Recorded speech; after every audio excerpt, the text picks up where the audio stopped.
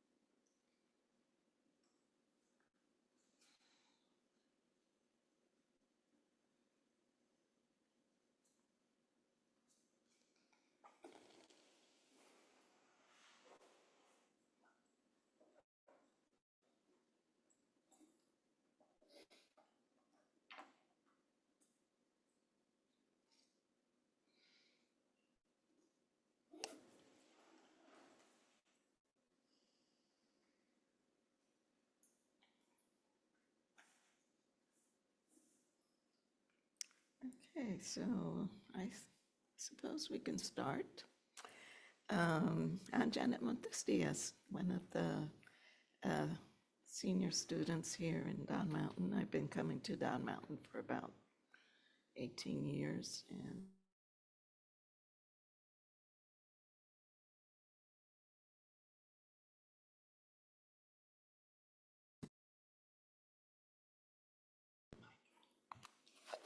can you, okay, now it's better. Okay, some people have, I tend to have a low voice, so I really need a microphone. Okay, so what we'll be doing today is a meditation, a practice that was given to us by, well, part of the practice was given to us by one of our guiding teachers that is a very well-known and highly acclaimed teacher in Tibet. He actually lives in Tibet. He travels throughout China teaching, and he, in the past, has come here to Houston to teach. And maybe someday, if the situation changes, the political situation changes, he may be able to travel here again. But he gave us what's called the Ah practice. And later on, I'll explain that. And basically, the practice we'll be doing is a basic Tibetan Buddhist meditation where we observe our breath. And so I'd like to talk maybe a little bit about what we'll be doing. First of all, the first part of the practice will go on for about 20 minutes, which will be the basic meditation. Later on, we're going to have a short talk where we're going to read a chapter from the book by Pema Chodron. It's called Comfortable with Uncertainty. And these are very short chapters in the book of the teaching she has given in the past, and I'll explain a little bit later about that. And then we close with a closing meditation, which is shorter, and we will read the Book of Names and do the practice.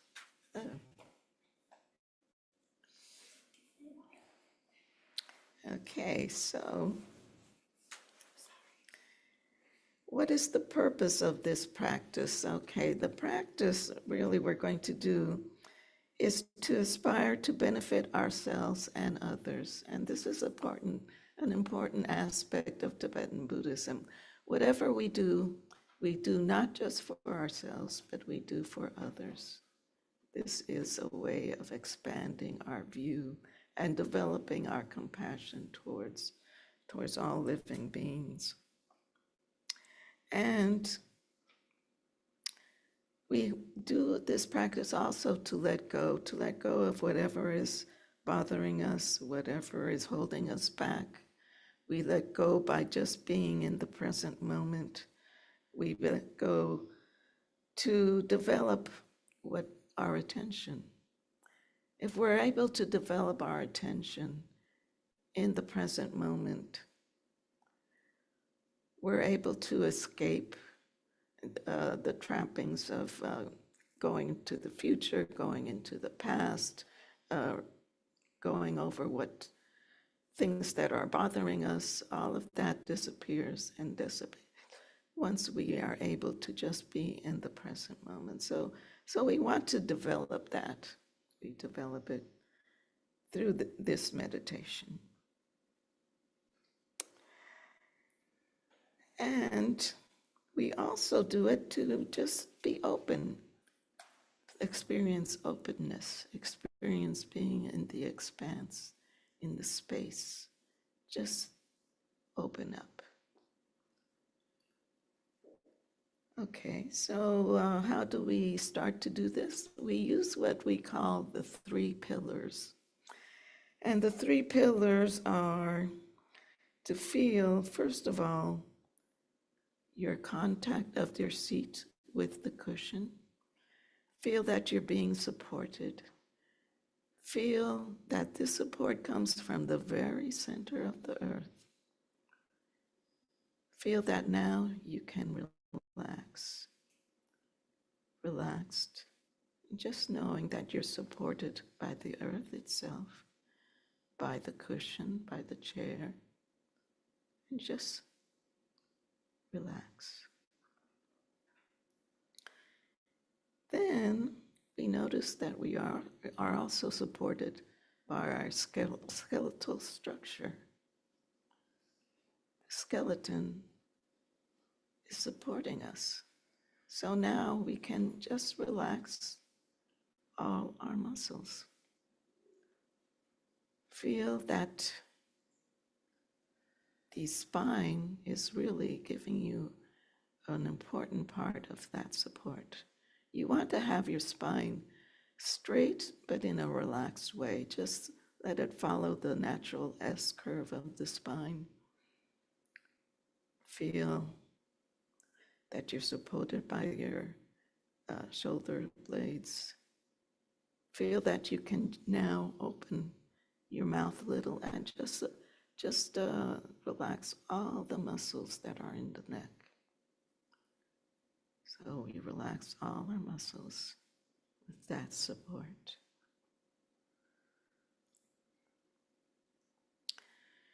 Then within our skeletal structure, within our very close to our spine, we have another support which we may not be too aware of, which is called the central channel.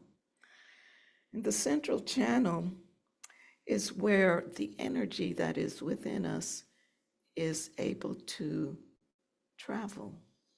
We have a certain chakra that is just below our belly button in this area of the belly, which the Tibetans call the do. And this area this chakra is very important. It holds a lot of energy. And the energy that flows, we want that energy to flow through the central channel all the way up to the top of our head. So just be aware that it is there, that we do have that channel within us, very close to our spine. And relax in that awareness.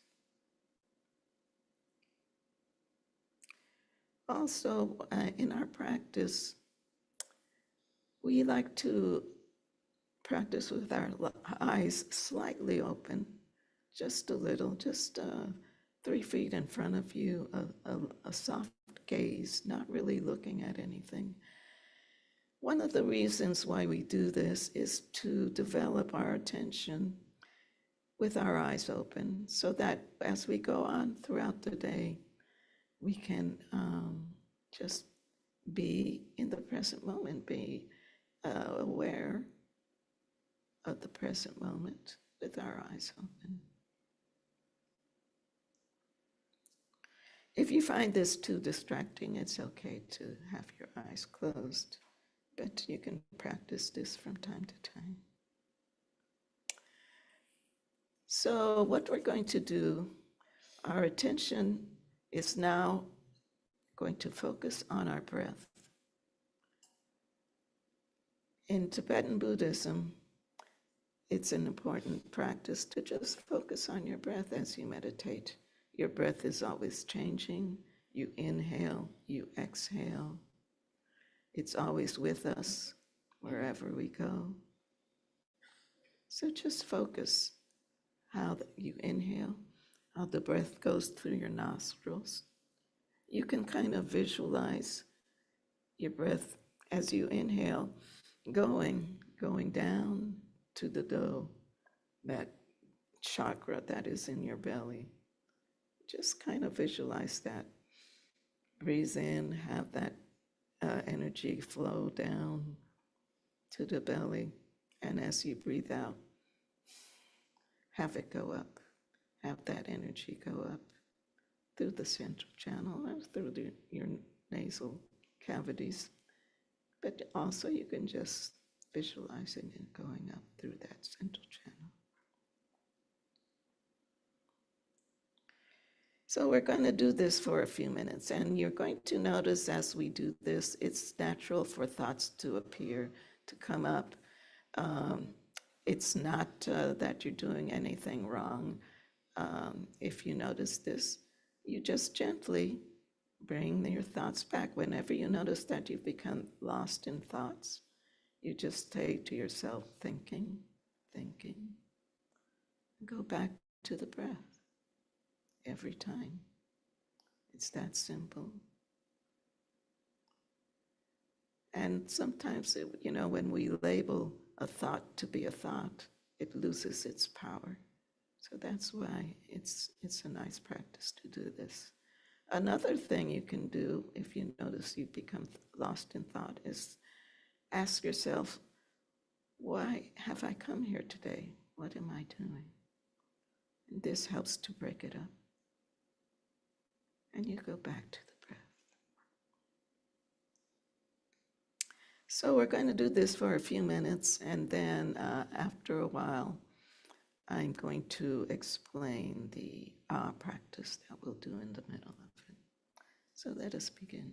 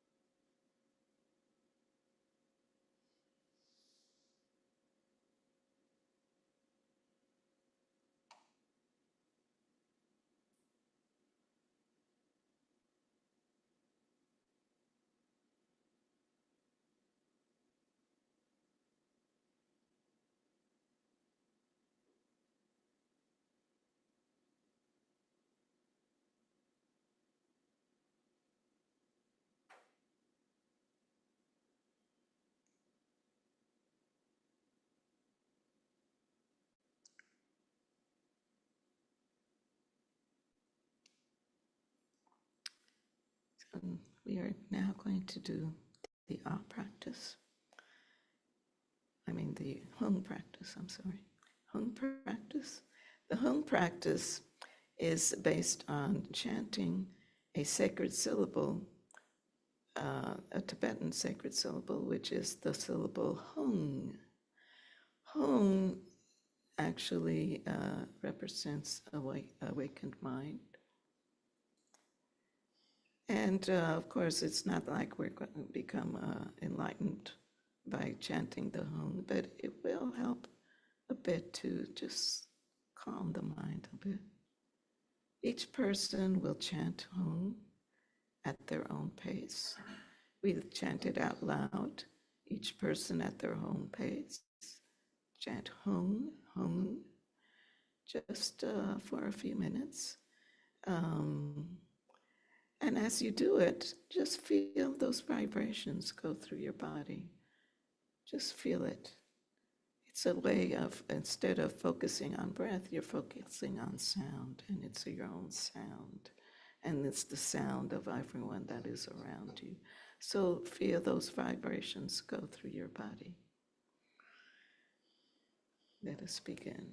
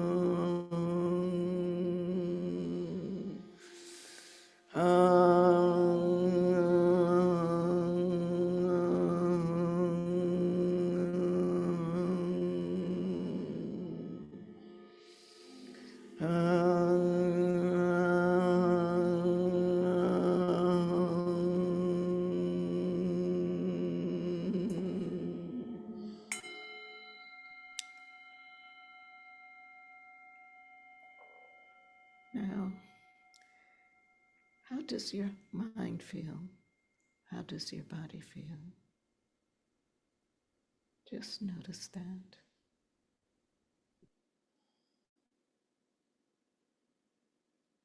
Now go back to the breath. Let us observe the breath one more time. Observe as it goes in. Inhale, exhale. Let the energy flow.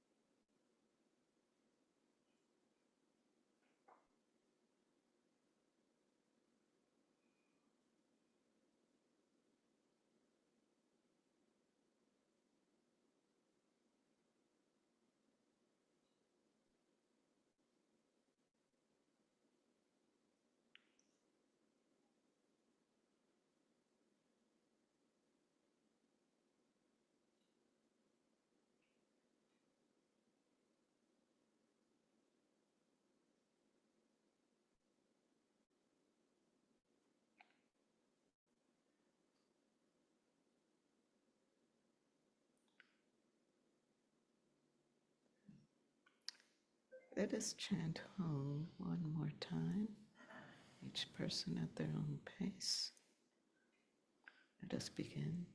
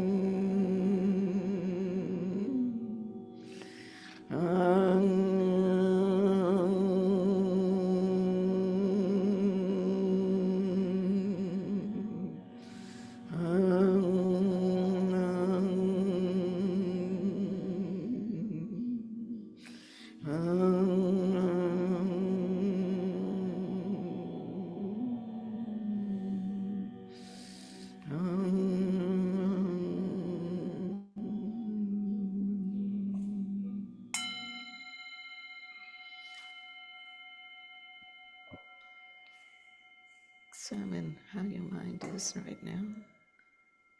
How is your mind? How does your body feel?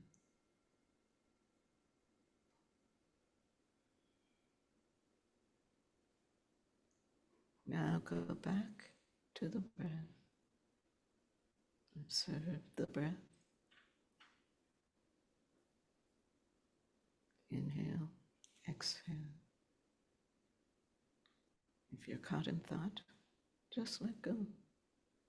Say, thinking, thinking, let it go.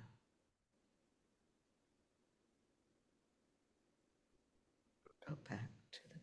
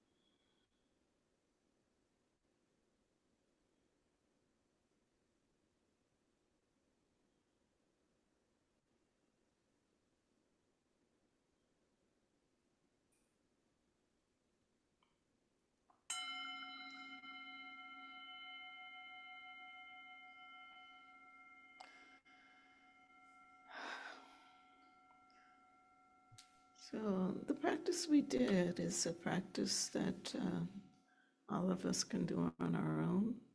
If you're new to meditation, it's good to start in short intervals. You can start by doing 5 minutes of the practice. You can also do like 2 minute sessions, then relax for a minute, then go to another 2 minute session and relax, and another one. And slowly you can start to build up the time so that you can meditate as long as you would like. And you're going to notice that it's really good if you can do this on a daily basis, because you'll notice that your attention will start to um, develop. You'll be able to more easily be in the present moment. But it does take practice and it does take time. Doing it on a daily basis will benefit you. So what we're going to do now, I wanted to mention the Book of Names, because I'm not sure if everyone that's here in person was able to enter the names in. If not, please let Candace know and she'll give you the book. Wherever it is, I'm not sure. And for those that are online, you can enter it into the chat. Okay, so usually at this time, what we do is we read a chapter from this book, Comfortable with Uncertainty. It's 108 teachings on cultivating fearlessness and compassion. And we actually have gone through the book. It took us like almost 2 years, I think, to go through the book, but we're going to start over again. So this, today I'll be reading the first chapter. And I want to explain a little to those that aren't familiar with Pema Chodron. She is a Buddhist teacher that studied Buddhism with her root guru is Chogyam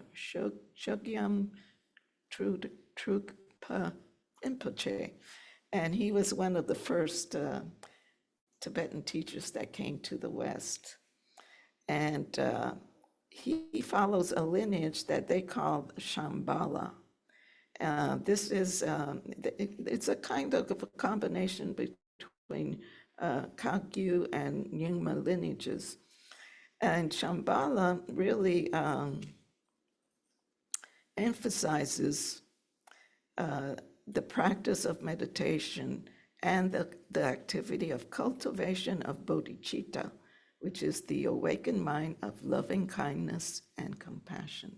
So as I read this chapter, you're going to notice that the term bodhicitta, it's referring to that development of loving kindness, compassion, and it's really central to Tibetan Buddhism, because when you become enlightened is when you realize that we are all one, that we are enmeshed with each other, and this is what is emphasized.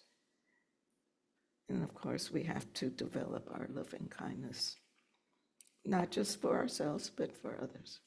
So also they use the term warrior because they think of themselves as the sacred path of the warrior. So you're going to see that in the chapter that I read, it will mention that. And it's a very interesting chapter because it really emphasizes what the spiritual path is. It's called The Love That Will Not Die. Spiritual awakening is frequently described as a journey to the top of the mountain. We leave our attachments and our worldliness behind and slowly make our way up to the top. At the peak, we have transcended all pain. The only problem with this metaphor is that we leave all others behind. Their suffering continues, unrelieved by our personal escape. On the journey of the warrior bodhisattva, which is the person that is cultivating bodhicitta, on the journey of the warrior bodhisattva, the path goes down, not up, as if the mountain pointed towards the earth instead of the sky. Instead of transcending the suffering of all creatures, we move towards turbulence and doubt however we can. We explore the reality and the unpredictability of insecurity and pain, and we try not to push it away. If it takes years, if it takes lifetimes, we let it be as it is. At our own pace, without speed or aggression, we move down and down and down. With us move millions of others, our companions in awakening from fear. At the bottom, we discover water, the healing water of bodhicitta. Bodhicitta is our heart, our wounded, softened heart. Right down there in the thick of things, we discover that love that will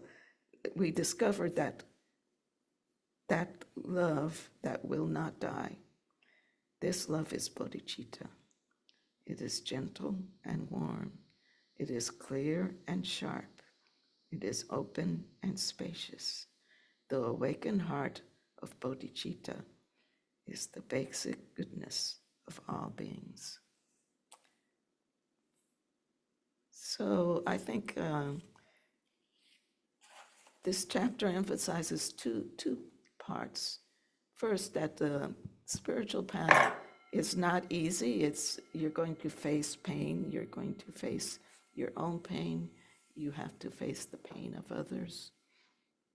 And at the same time, this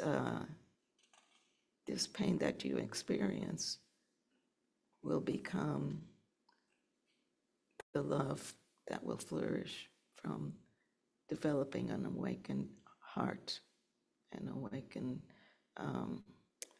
mind.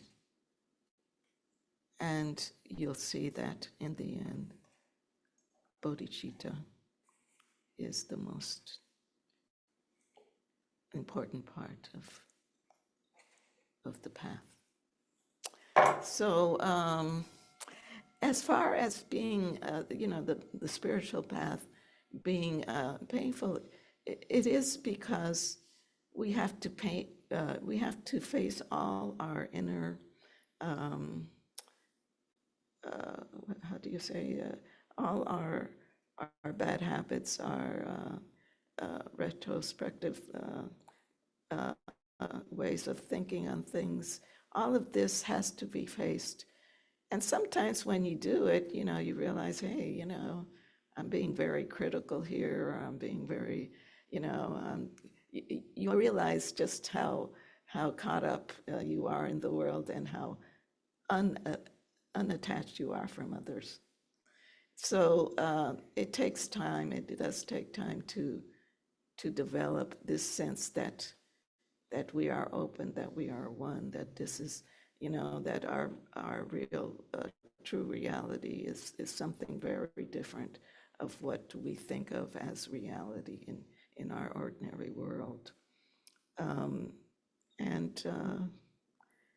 at the same time, it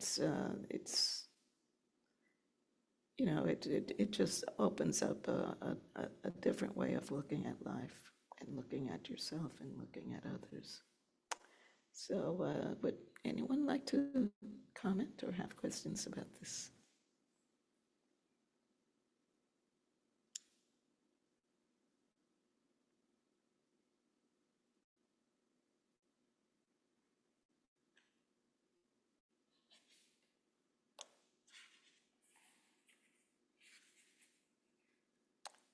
Okay, well, I guess if no one has anything to say, I would like to just say a few things about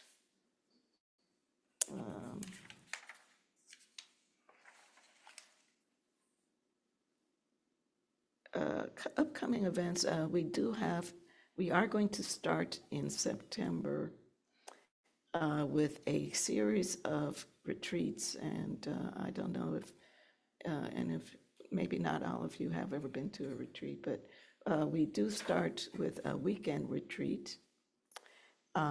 This weekend retreat that we're going to start is called Seeing to Being. And it's a whole series of retreats. It's going to continue, I think, maybe for 2 years, right? Or 2.5 years. But it's really good for people that are new to Buddhism because it's a really good way to understand all the concepts of Tibetan Buddhism. And it slowly opens you up to leaving behind, this special way of opening up on the spiritual path to bodhicitta and to just how to deal with yourself. So I believe we will start on September 7th, is it? Oh, 12th. Okay, September 12th, which is a Friday evening, and then we are here all day on Saturday and part of the day on Sunday. And this will be with Lama Riksen and Lama Namgyal. Lama Riksen is Anne Klein. For those that have not met her yet, it's good if you can come on a first Sunday. She and Harvey are usually here. Sometimes they will be at a distance. Right now, they're in New Mexico. Although I think next Sunday, it might be a recording of something, right? Okay. So anyway, if you haven't met our teachers, Harvey and Anne, which are known as Lama Riksen and Lama Nyangyal, they are Tibetan scholars. Anne is a professor at Rice University. She teaches Buddhist studies. So she really is a very well-known figure, just not here in Houston, but in all of American Buddhism. She's written quite a few books, and Harvey has also. They met when they were studying together Tibetan studies, and they have been together ever since they met. So they have studied with very well-known Tibetan teachers that have traveled here to the United States, and they have also traveled to India and Nepal and even Tibet and met these teachers. So we're very lucky to have them here. And I just want to mention that, Don Mountain is here because of the generosities of everyone that comes here. And if you are inclined to give a donation, you can we have a box, I believe, at the entrance where you can donate, or you can go to our website and leave a donation. And also you can become a member of Don Mountain, which would be very helpful. Also, one of the benefits of a membership is that you can come to our teaching series now. Anna and Harvey are here on the first Sunday and the first and third Sunday at 11 o'clock. They give teaching. So it's usually this teaching you would have to register for it, but you can also just become a member. If you become a member, then you don't have to register and you don't have to leave a donation. You're already contributing. So it's a good way to, it's good to have. And also there are some events that we have where we give discounts for membership, for those people that have membership.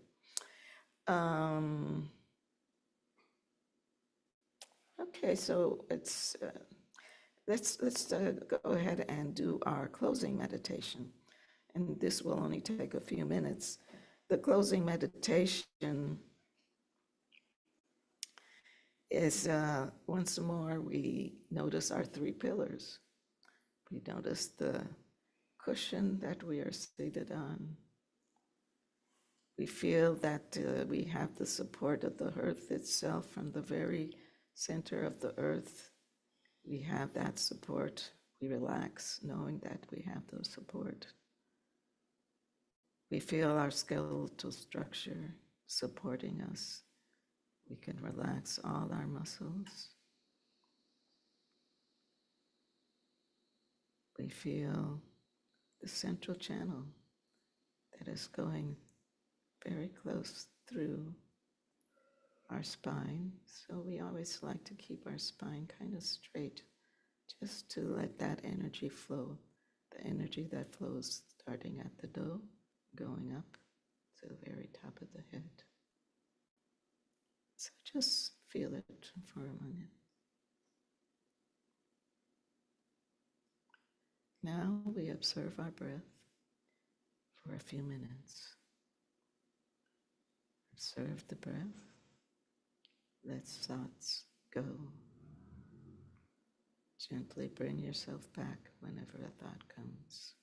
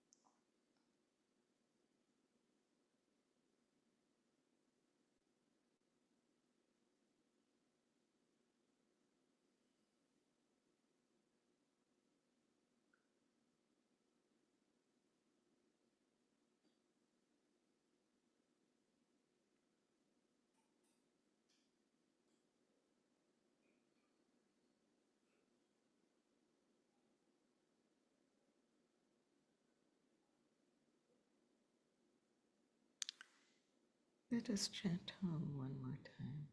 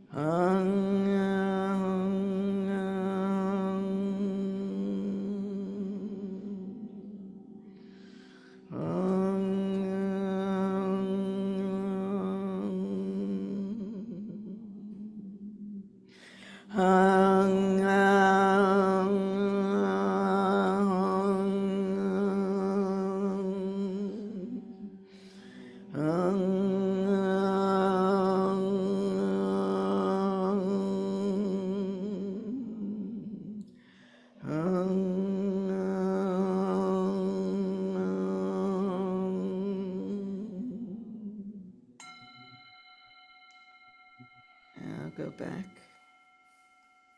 to observing the breath. Relax. Observe the breath just for a few minutes.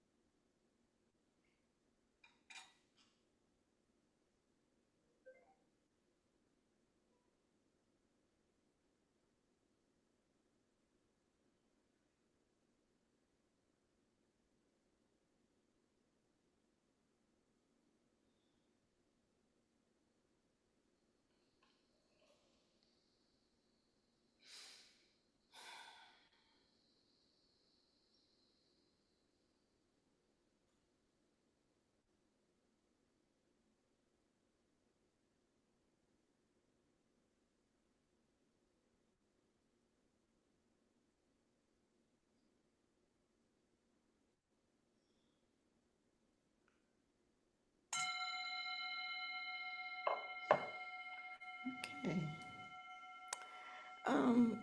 At the beginning, I had forgotten that we usually say a few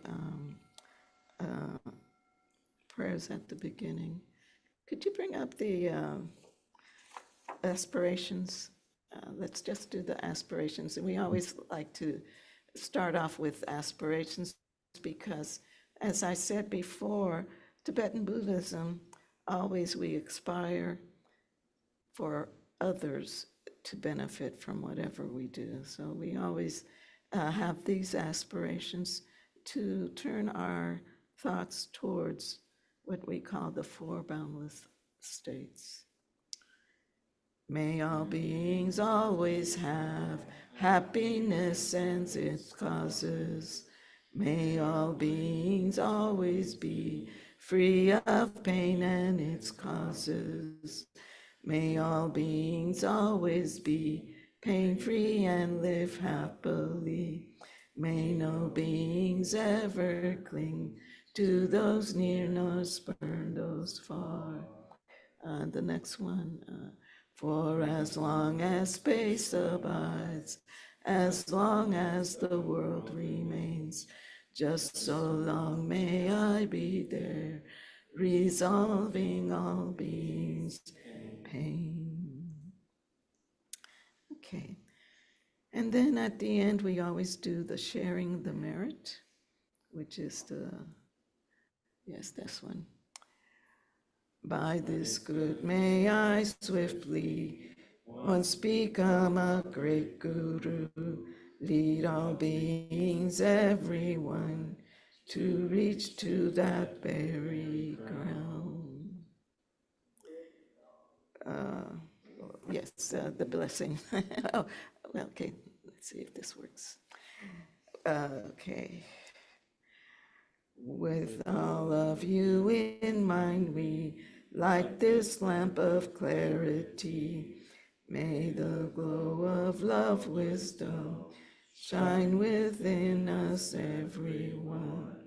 Steadily all forth in one enlightened mandala.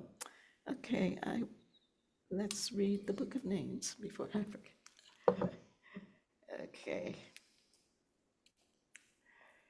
So, like I said before, everything we do is for the benefit of others. So, everything that we have, all the good qualities we have accumulated to do today by doing this practice, we dedicate to the following: Alberto, Annie Tenson, Claudia Gomez Aro, Amber, AJ, Joel, Adam, Daniel, the three stray pit bulls found this morning.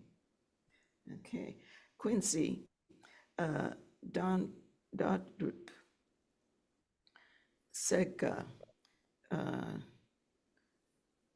Julie, I'm not sure, Rickson, Alex, Faith, Ashley, Missy, Fark, Honda, Tex, Valerie, Amy, Renee Ledark, Jonathan Covet, Nancy, Darcy, Danny and the Bardo, Mom and the Bardo, Dad, Amy Winters, cancer battle, Carolyn Strickbing, Nevsky healing, Pat's healing, Madeline's healing, Karen K, Monty, Jessica, Billy and the Bardo, Mike and the Bardo, Jonathan, Kunga, Catherine, Thekla, Mom, Terry, Cindy, Brad, Nathan, Claudia, Sandy, William, John W., Anna, Lulu, Rika, Brian, all dead dogs, myself, Laura, Sean, Dana, Greg, Ken, Roshi, Joanne Halifax, Jay, Max, Alan, and Delilian. I'm sorry if I didn't pronounce the names right, but not very good at reading. Okay, so our last practice before we leave is what we call the Ah practice, and this is chanting another Tibetan, sacred Tibetan Buddhist syllable, which is Ah. And Ah, they say, actually represents reality itself. It represents openness, expansion. So as we chant Ah, we're going to visualize, a lot of times these syllables have a color related to them.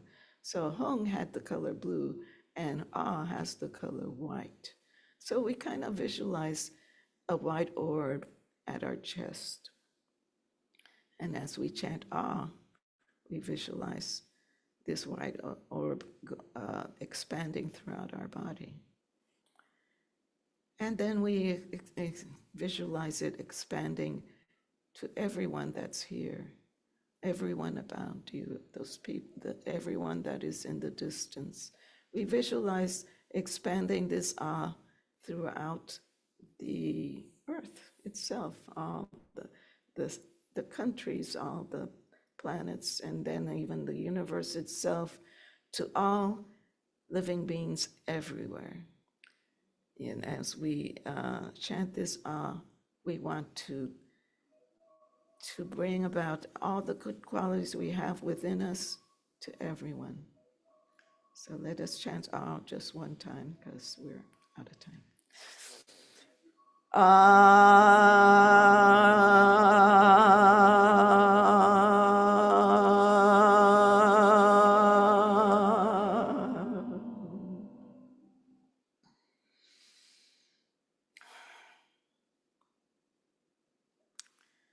So I'd like to thank you all for coming today, and I hope it's been a benefit for you, and I hope you come again. Thank you. And if you'd like to stay a while, we can chat a bit, get to know each other.